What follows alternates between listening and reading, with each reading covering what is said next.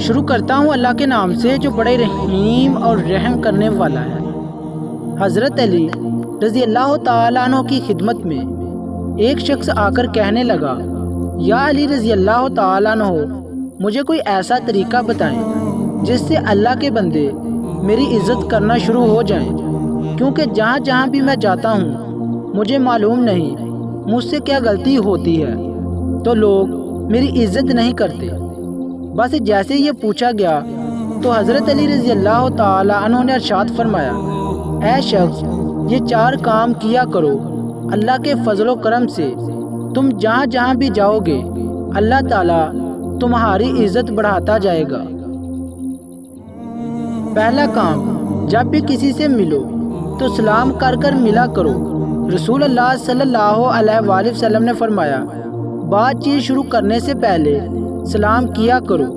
جب کوئی مسلمان کسی دوسرے مسلمان کو السلام علیکم کہتا ہے تو اس کا مطلب یہ ہے کہ تیرے اوپر سلامتی ہو، گویا وہ ضمانت دے رہا ہے کہ میرے بھائی، تیری جان، تیرا مال، تیری عزت میری طرف سے محفوظ ہے، میں تجھے ضمانت دیتا ہوں۔ دوسرا کام، اگر کوئی تمہارے قریب آئے تو اس کو اٹھ کے بیٹھنے کی جگہ عنایت کرو۔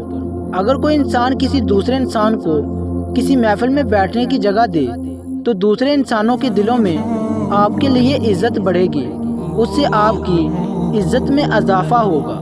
تیسرا کام، جب بھی کسی سے بات کرو تو مسکرا کے بات کرو۔ نفرتوں کے ہجوم میں ہم یہ بات بھول گئے ہیں کہ کسی سے مسکرا کر بات کرنا بھی صدقہ ہے۔ حضرت علی رضی اللہ تعالیٰ عنہ نے ارشاد فرمایا، ہر وہ دن تمہارے لیے عید کا ہے جب تم اپنی ماں سے مسکرا کر بات کرو۔ چوتھا کام، انسان کو اس کے اصلی نام سے بلایا کرو۔ کسی کا ایسا نام بگاڑنا جس سے اس کو تکلیف ہو رہی ہو، یہ جائز نہیں ہے۔ تمیز سے جو اس کا نام رکھا گیا ہو اس نام سے پکارا جائے۔ اگر آپ اس کو اس کے اصلی نام سے پکارو گے تو وہ آپ کو عزت دے گا، اگر آپ اس کو غلط نام سے پکارو گے تو اس کو تکلیف ہوگی۔ لہٰذا اگر آپ عزت چاہتے ہیں تو اس کو اس کے اصلی نام سے پکارا جائے۔